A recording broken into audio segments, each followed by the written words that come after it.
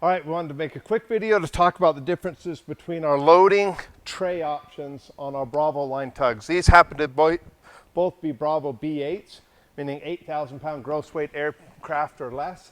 We have a B5 all the way up to a B24, meaning 24,000 pounds. Of course, they get bigger, but the form and function stays pretty much the same. This is our standard tray and our most popular. It has a ramp on the front, it has roller bearing roller, so that there's never any pressure as it loads the airplane.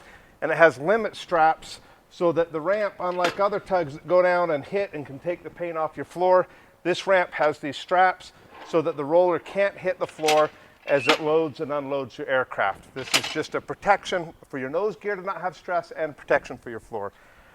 This wheel chock assembly lets you load any aircraft that doesn't have a wheel pant. So this works just like every FBO on the planet with a big commercial tug.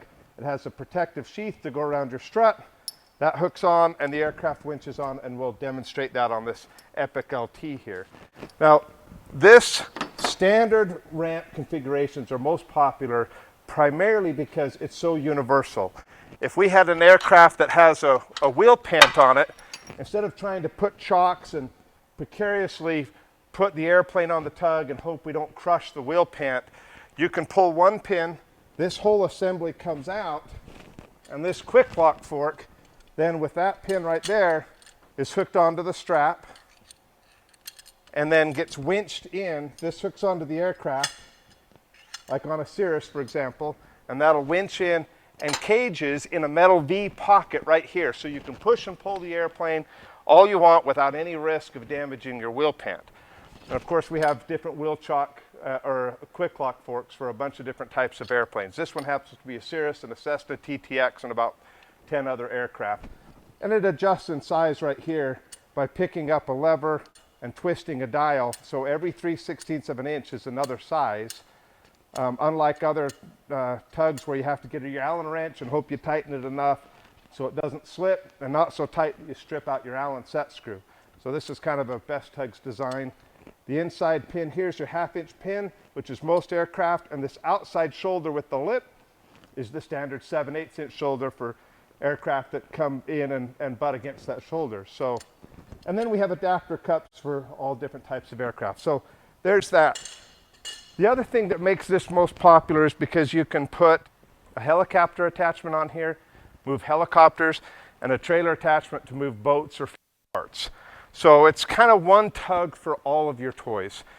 The other option is a hands-free loading and unloading system like this one. This is our easy load.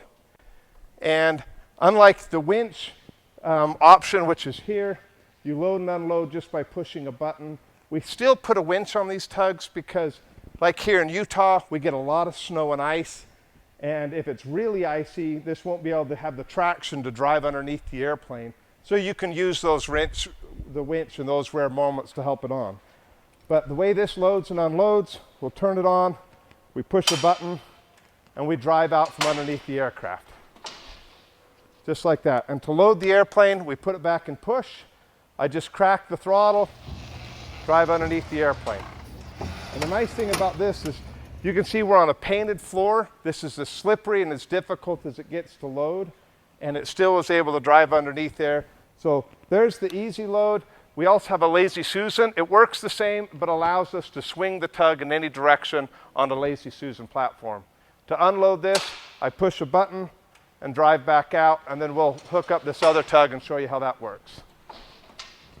So because we're using not a wheel pant, we'll just pin this in. And most people just leave it set up for their aircraft, but the nice thing is this, you can go back and forth between aircraft in about 15 seconds. So if you don't want a tug on every airplane, we encourage one tug for every airplane. You know, but you don't have to.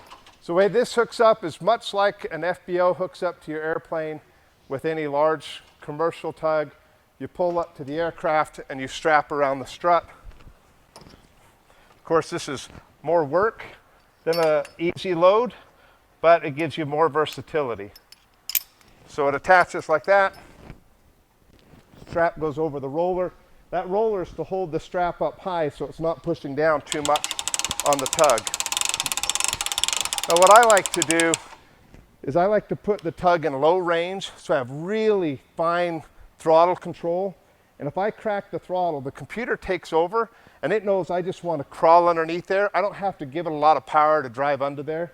I can just let the tug, I can just not even touch the tug and just winch the aircraft up onto the tug if I want.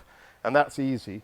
But if I want to cheat a little bit, I can crack this throttle, the tug's going to start driving, and then I just turn this as the tug drives underneath, and all I've done is use the strap to keep it from rolling around, and then I'm safe to move the airplane. So that's the loading, unloading. The way to unload this when you're done, we have a tip, which is get the airplane where you want it. Don't unhook the strap. We have tension built into this winch. Put both hands on here so this can't hit you in the hand. And pull the tug out with the strap attached. And the reason we recommend doing it like that is because then the aircraft can't run away down the ramp. And the other thing is, now the strap is the exact right length for the next time that we're going to hook up to the airplane. So you're not having to pull the strap out and get it to the right length. You've just unloaded the airplane. Now this is ready to hook back up for your next flight. Hope that helps. So you have standard ramp. It's not as convenient. It's still quick and painless, but it gives you a lot more options for a lot more aircraft. We have our easy load, which is hands-free loading and unloading. It's a little more convenient, but you can never move an aircraft with a wheel pant, because to capture the tire, we have to have something in front and behind the tire to keep it secure because we don't have a strap. If there's a wheel pant in the way, you try to load it on something like that, you crush the wheel pant, it's a bad day. So, and then we have Lazy Susan, same scenario. If it has a wheel pant, you can't use it. Doesn't work real great on tailwheel airplanes. You can't put the trailer attachment on it. So you're limited. Probably 90% of our customers go with the standard ramp because of the versatility, and it's a little bit less money. And then they'll decide whether they want the hands-free loading or hands-free loading with easy load. There's no right or wrong. It's just what's right for your needs. If you don't think you're on your last airplane and you might have something else down the road, we recommend just save a little money, go with the standard ramp because it works on everything.